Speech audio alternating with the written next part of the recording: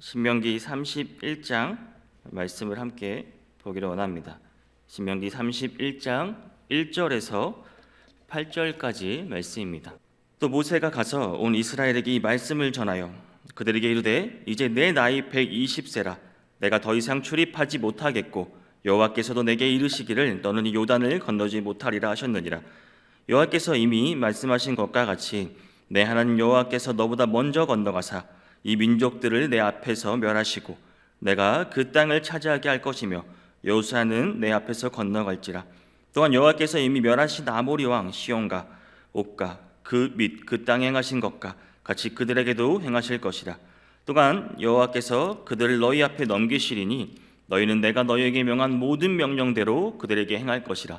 너희는 강하고 담대하라. 두려워하지 말라.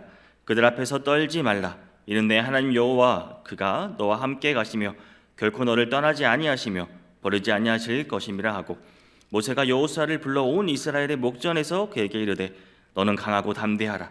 너는 이 백성을 거느리고 여호와께서 그들의 조상에게 주리라고 맹세하신 땅에 들어가서 그들에게 그 땅을 차지하게 하라.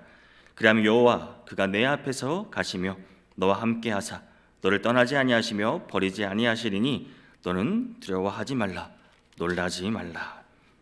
아멘. 네, 올 한 해도 이제 내일만 하루만 지나가면 새해를 맞습니다. 이제 우리가 지난 한 해 어떻게 살았는지 돌아볼 시간도 하루밖에 남지 않았습니다.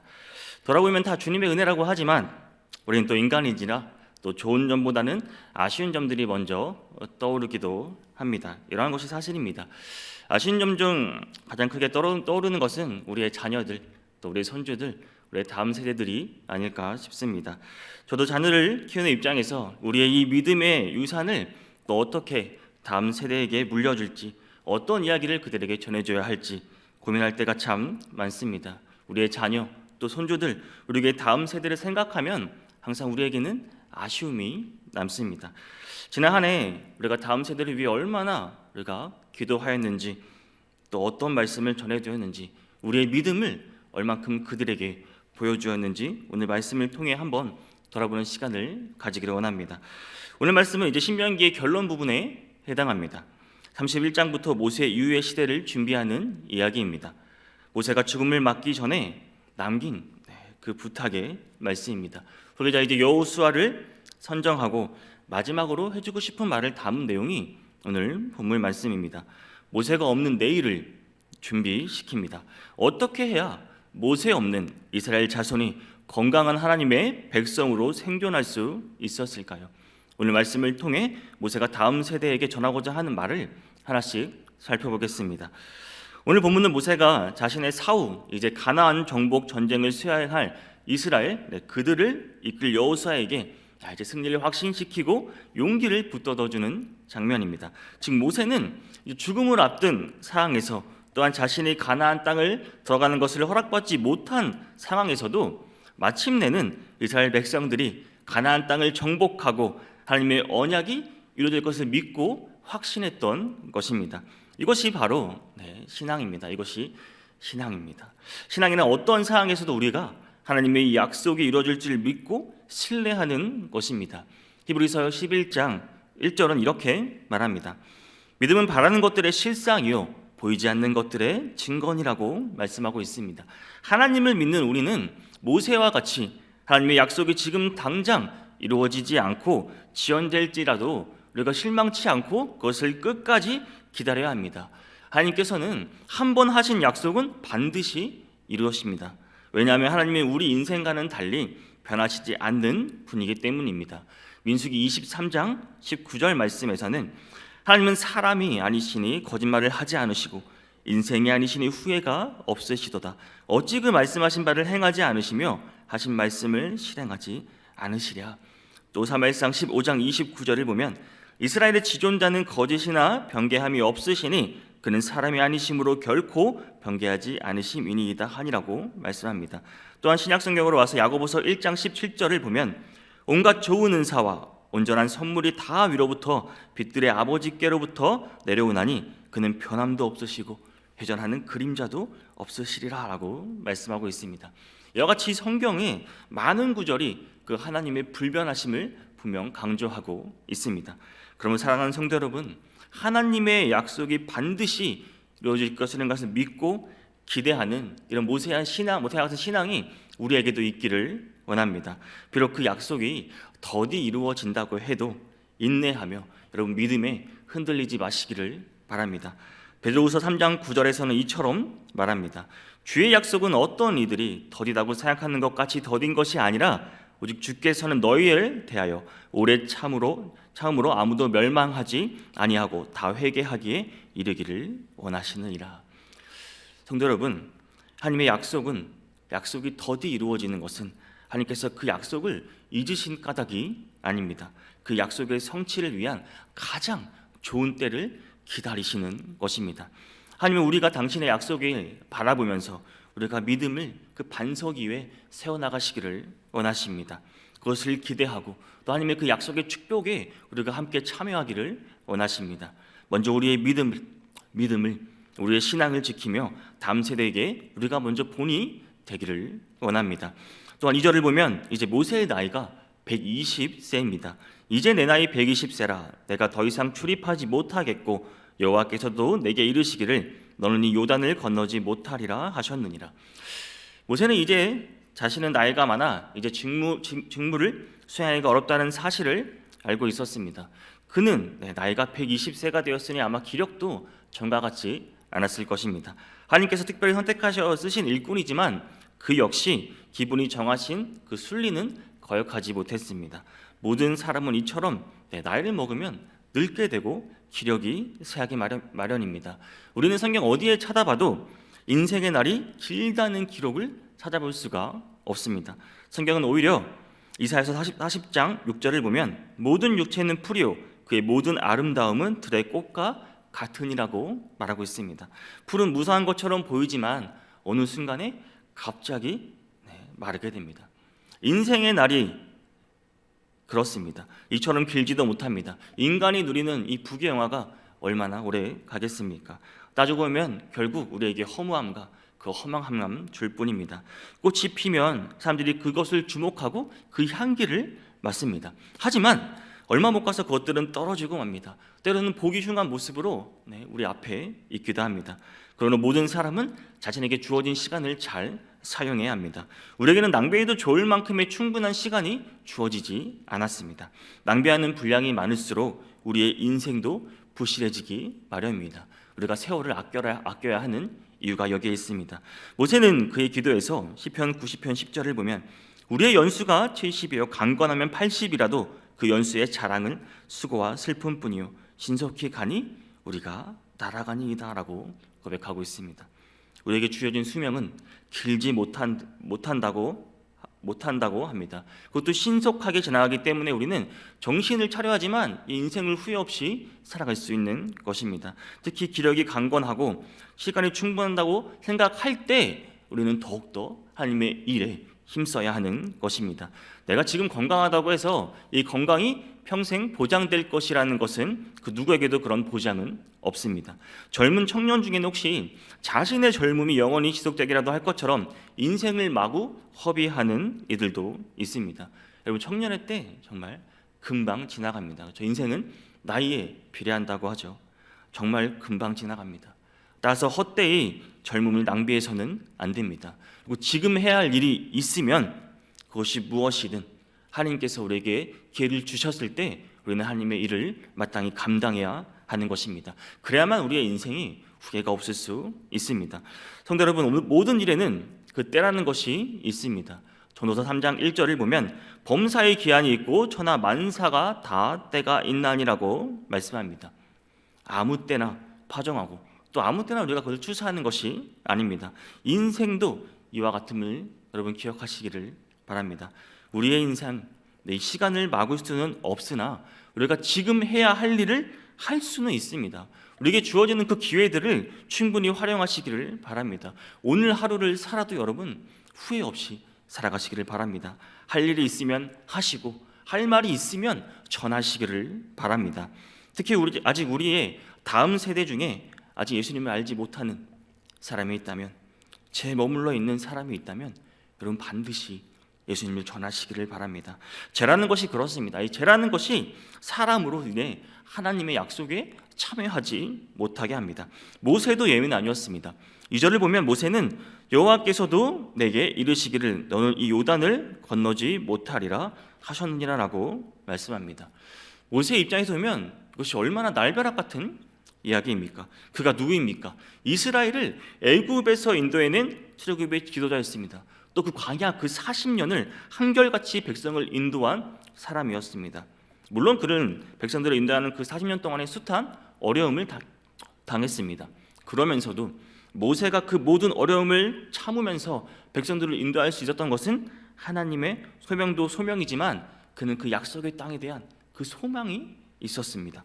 만일 모세에게 약속의 땅에 대한 그 소망이 없었다면 그는 하나님의 소명에도 불구하고 이스라엘 백성들을 인도하는 일을 제대로 감당하지 못했을 것입니다. 그런데 그러한 그에게 하나님을 그 가나안 땅의 입성을 불허하신 것입니다.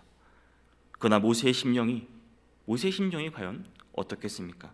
그는 비록 하나님의 뜻을 신앙으로 그의 믿음으로 받아들이기는 했지만 그 마음의 고통을 아마 이루 헤아릴 수 없었을 것입니다. 평생 바라던 그 소망을 이루지 못했기 때문입니다. 그렇다면 모세가 이처럼 약속의 땅에 들어가지 못한 이유가 무엇입니까? 모세 자신의 죄 때문이었습니다. 모세는 이스라엘 백성을 앞에서 혈기를 부려 하나님의 그 거룩하심을 나타내지 못했습니다. 그 징계로 가나안 땅에 들어가지 못하게 된 것입니다.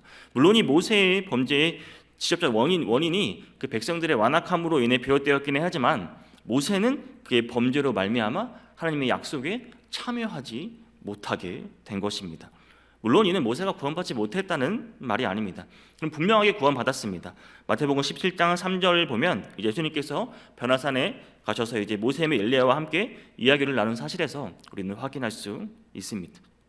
여기서 중요한 것은 모세가 하나님께 약속하신 그 가나안 땅에 들어가지 못한 그 사실이 모세의 죄로 인한 것이라는 사실입니다. 죄는 사람으로 인해서 하나님과 우리와의 그 약속에 참여하지 못하게 한다는 사실입니다. 모세가 죄로 말미암아 가나안 땅에 들어가지 못하게 된 것과 같이 오늘날 죄를 범하는 사람 또한 하나님의 약속, 하나님의 약속하신 그 천국, 그 구원의 문에 들어갈 수 없음을 여러분 우리는 기억하며 살아가야 합니다. 죄야말로 천국으로 가는 길을 가로막는 커다란 장애물입니다. 그것은 모세 앞에 놓인 요단강을 같이 건너지 못할 강과 같습니다. 우리가 죄를 멀리하고 범하지 말아야 할 이유가 여기 있습니다. 우리는 죄를 멀리해야 합니다. 하나님의 약속에서 제외되지 않기를 바랍니다. 비극적 운명에 처하지 않기를 바랍니다. 우리의 자녀들, 우리의 손주들, 우리의 다음 세대들이 이 비극적 운명에 처하지 않기를 바랍니다. 더 늦기 전에 우리가 할 수 있는 건 그들에게 예수님을 전하는 일임을 여러분 반드시 기억하시기를 바랍니다. 그런데도 또 정말 다행인 것은, 감사한 것은 하나님께서 우리를 위해 항상 앞서가신다는 것입니다.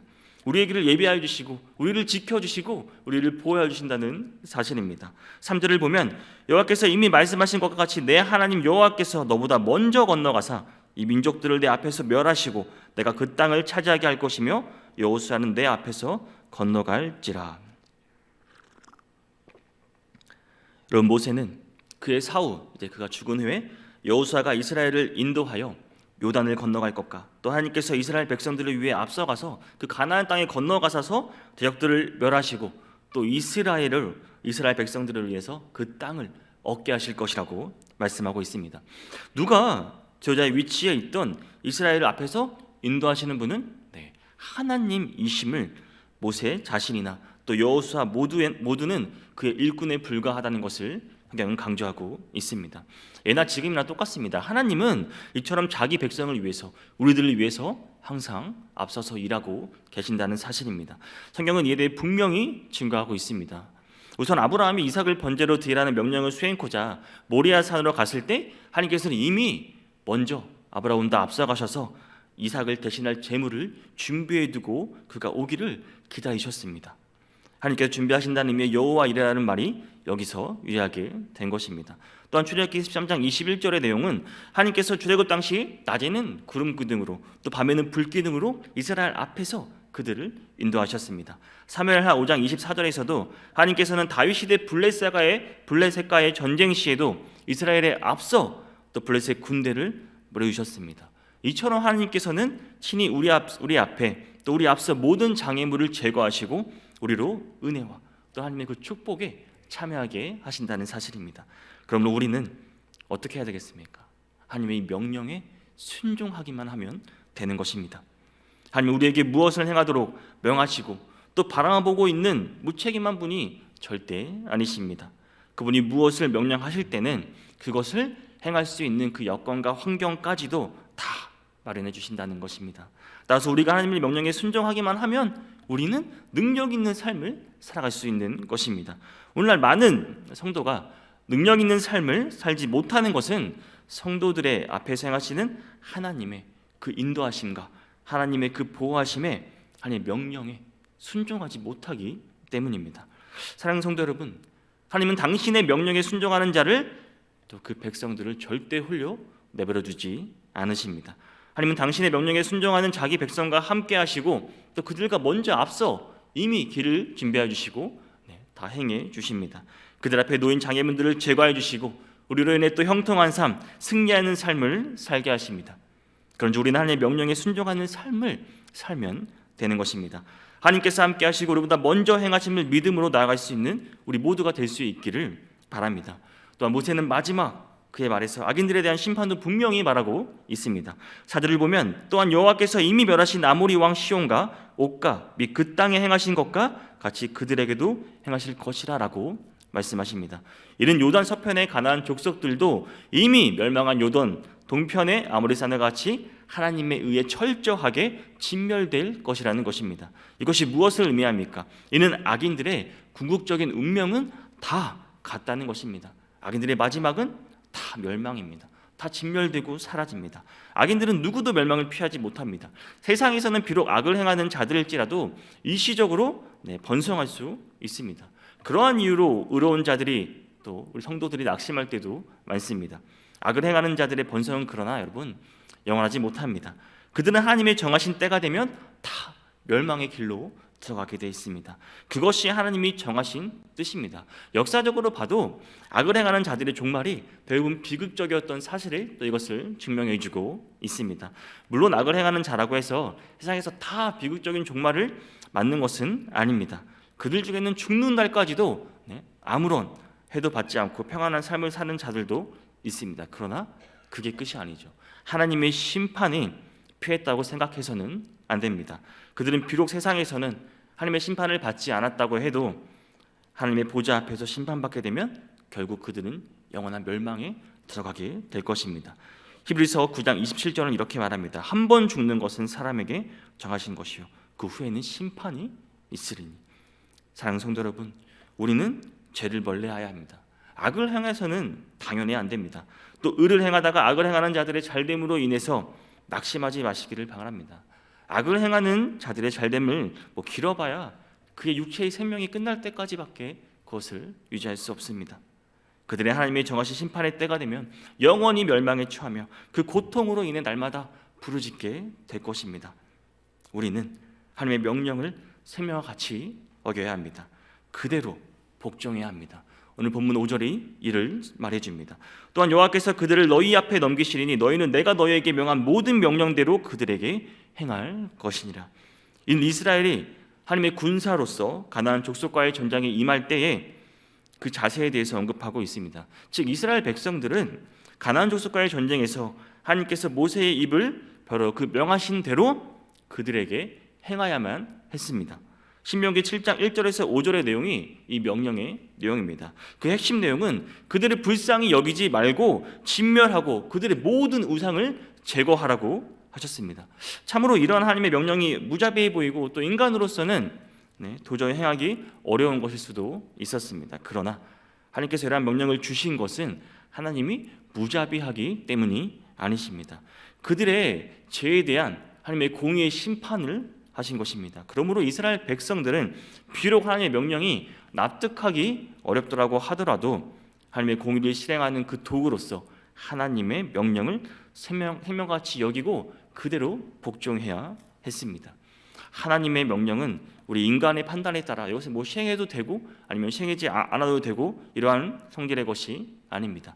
하나님의 명령은 절대적입니다. 우리는 그의 명령이 무엇이든 그대로 복종해야 한다는 사실을 여러분 기억하시기를 바랍니다. 이스라엘 초대 왕이었던 사울은 어땠습니까? 하나님의 명령에 수행하면서 하나님의 명령을 받은 그대로 수행하지 않았습니다. 자기의 생각과 자기의 판단대로 행하였습니다. 그 결과 하나님께 책만 받고 마침내 하나님께 버림받는 상황에까지 이르렀습니다. 성도 여러분, 군대에 있어서 명령에 대한 복종은 곧 생명과도 같습니다. 그것은 하나님의 영적 군대인 우리들도 마찬가지입니다. 우리가 하나님의 명령에 절대 복종하지 않으면 선한 결과를 가져올 수 없는 것입니다. 뿐만 아니라 영적 그런 권위자는 하나님께로부터 책망과 징계를 면치 못할 것입니다. 그러므로 사랑하는 성도 여러분, 하나님의 명령이 인간의 이성으로 납득할 수 없다고 할지라도 그것이 최선인 일로 여러분 여기시기를 바랍니다. 복종하시기를 바랍니다. 그러면 하나님께서 우리를 통해 크고 놀라운 일을 행하실 것입니다. 우리가 기대하지 못한 것들을 우리에게 보여주실 것입니다. 그런 저와 여러분이 될 수 있기를 바랍니다. 그리고 무엇보다 모세는 오늘 본문을 통해 하나님은 우리를 떠나지 아니하시며 버리지 아니하신다는 것을 자기의 뒤를 이을 그 여호수아와 이스라엘 백성들을 향해 전하고 싶었습니다. 오늘 본문 6절에서 8절입니다. 너희는 강하고 담대하라. 두려워하지 말라.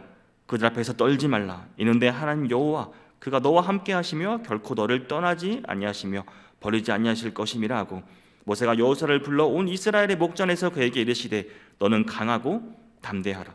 너는 이 백성을 거느리고 여호와께서 그들의 조상에게 주리라고 맹세하신 땅에 들어가서 그들에게 그 땅을 차지하게 하라. 그리하면 여호와 그가 내 앞에서 가시며 너와 함께 하사 너를 떠나지 아니하시며 버리지 아니하시리니 너는 두려워하지 말라, 놀라지 말라. 모세는 여호수아와 이스라엘 백성들을 향해 마음을 강하게 하고 또 담대히 하며 가나안 족속을 두려워하지 말라고 하는 그 근거로 무엇을 말하고 있습니까? 하나님께서 그들과 함께 하신다고 말하고 있습니다. 그들과 함께 하셔서 행하시니 반드시 이스라엘을 떠나지 아니하시고 너희를 버리지 아니하실 것이라고 말하는 이유 때문에 그들은 강하고 담대할 수 있었던 것입니다. 역사의 주관자이신 하나님께서 함께 하신다는 것처럼 우리 성도에게 힘이 되고 격려가 되는 것도 없습니다. 왜냐하면 하나님께서는 우리와 함께 하시면 우리는 대적을 두려워할 필요가 없기 때문입니다. 하나님이 동행하심은 우리에게 힘의 원천이 되는 것입니다. 그러한 의미에서 오늘날 우리들은 정말 복된 자입니다. 왜냐하면 구약시대 가나안 정복을 앞둔 이스라엘 백성들과 함께 하신 그 하나님께서 오늘날 우리와 또한 동행해 주실 것을 우리에게 약속해 주셨기 때문입니다. 마태복음 28장 20절에서도 내가 세상 끝날까지 너희와 항상 함께 있으리라 하시라라고 말씀하셨습니다. 또한 요한복음 14장 16절에서는 내가 아버지께 구하겠으니 그가 또 다른 보혜사를 너희에게 주사 영원토록 너희와 함께 있게 하리니라고 말씀하고 있고, 히브리서 13장 5절에서도 내가 결코 너희를 버리지 아니하고 너희를 떠나지 아니하리라 하셨느니라 라고 말씀하셨습니다. 성도 여러분, 하나님은 지금도 우리와 함께 하십니다. 지금도 우리를 보호하시고 인도하여 주시고 우리의 대적들을 물리쳐 주신다는 사실입니다. 그러므로 사랑하는 성도 여러분, 우리는 하나님의 함께 하심을 믿고 항상 세상을 향해 담대함으로 나아가시기를 바랍니다.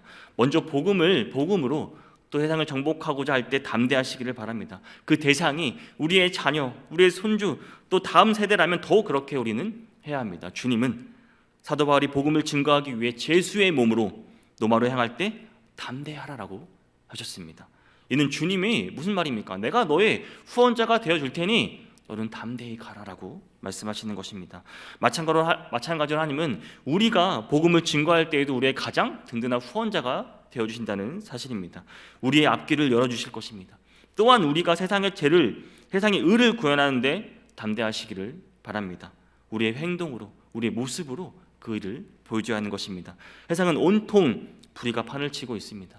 하나님의 뜻을 쫓아 의를 구현하고 이것을 실행해야 할 사명이 우리에게 있습니다. 그러나 또한 이러한 삶을 사면 필연적으로 불의한 자들의 공격을 받게 됩니다. 그럴 때 우리는 담대함이 필요합니다. 히브리서 13장 6절에서는 주는 나를 돕는 이시니 내가 무서워하지 아니하겠노라. 사람이 내게 어찌하리요 하노라라고 말합니다. 이러한 담대함이 우리에게 있기를 원합니다. 성도 여러분, 하나님께서 여러분과 동행하심을 믿고 확신함으로 복음을 전할 때와 의를 행할 때 세상을 두려워하지 말고 담대히 행하시기를 바랍니다. 하나님을 잘 모르는 그 아이들에게는 그 부모들이 또 이러한 역할을 하게 되는 것을 요즘 이제 제가 또 저희 막내 또 소명이를 보면서 이런 것을 많이 느낍니다. 첫째 소은이 이제 둘째 소담에와는 다르게 이제 아빠에 대한 집착은 아니고 애착, 믿음이라고 하죠. 아빠에 대한 믿음이 더 강합니다. 세 명 중 가장 낯을 가리고 이제 새로운 곳이나 이제 좀 사람이 많은 곳을 가면 유독 좀 징징거리고 좀 적응을 잘 못합니다. 근데 그때 이제 딱 아빠의 모습이 보이면 2초에 한 번씩 아빠 부르는 것 같아요. 아빠, 아빠, 세명아 아빠. 그러다 이제 계속 2차 한 번씩 아빠를 부르다가 이제 아빠가 내 곁에 있구나, 나 함께 있구나 느끼면은 금세 또 안정을 찾게 됩니다. 나와 아빠가 나와 함께 있다는 것을 느끼게 됩니다. 물론 제가 이제 아빠가 안아주면은 아이에 대한 안정감은 더 커지겠죠. 이제 그곳은 더 이상 낯선 곳이 아닙니다. 두려운 곳이 아닙니다. 가장 편안하고 안정적인 곳이 됩니다. 그런 아이에게 부모는 그런 존재인 것 같습니다. 가장 내가 믿을 수 있는 사람, 평안하게 해줄 수 있는 사람, 나의 두려움을 없애줄 수 있는 사람이 부모의 존재입니다. 여러분들은 여러분들 자녀에게, 여러분 손주들에게 어떠한 존재가 되고 계신가요? 우리에게 하나님은 과연 이러한 존재로 우리에게 계신가요? 오늘 본문 당시 모세는 누구보다 이스라엘에게 백성에게 듬직한 존재였습니다. 모세에게는 물론 더 듬직한 하나님의 존재가 확실했습니다. 그런 하나님에 대한 믿음이 누구보다도 확실했습니다. 그런 모세가 이스라엘 백성들에게 마지막으로 해주고 싶었던 말씀이 이것입니다. 오늘 본 말씀 8절입니다. 8절을 함께 읽도록 하겠습니다. 시작. 여호와 그가 내 앞에서 가시며 너와 함께하사 너를 떠나지 아니하시며 버리지 아니하시리니 너는 두려워하지 말라, 놀라지 말라. 두려워하지 말라, 놀라지 말라. 이스라엘 백성들이 가나안을 정복하기 위해서는 무엇보다도 담대함이 있어야 했습니다. 그들에게 담대함이 없었다면 이전에 이미 과거 출애굽 1세대와 같이 실패하는 자들이 될 수밖에 없었습니다. 그러므로 모세는 이스라엘 백성들을 향해 마음을 담대히 하라고 하였습니다. 이는 오늘 우리를 위한 격려이기도 합니다. 오늘 우리도 담대함이 없이는 이 끊임없는 영적 전쟁에서 우리는 승리할 수 없습니다. 사랑하는 성도 여러분, 마음을 강하게, 마음을 담대하게 하시기를 바랍니다. 하나님이 우리와 함께 하십니다. 하나님이 함께 하시는 우리를 대적할 자는 아무도 없다고 성경은 분명히 말씀하고 있습니다. 그리고 우리의 이런 모습을 통해 우리의 자녀들, 우리의 손주들이, 우리 교회 다음 세대가 또 우리의 믿음과 같이 이와 같이 되기를 원합니다. 모세는 그 마지막 순간에 여호수아와 이스라엘 백성들에게 죄에 대해 인식하게 하였습니다. 악인들에 대한 심판의 메시지도 전했습니다. 그러나 무엇보다 하나님께서 우리와 함께 하시고 어떠한 상황에서도 너희는 담대해야 되고 강하고 담대하게 하나님의 명령에 순종하기를 원했습니다. 그리할 때 우리에게도 두려움과 놀라움은 사라질 것입니다. 사랑하는 성도 여러분, 두려워하지 마시기를 바랍니다. 놀라지 마시기를 바랍니다. 하나님께서 우리와 함께 하십니다. 우리의 자녀들에게 함께 하실 것입니다.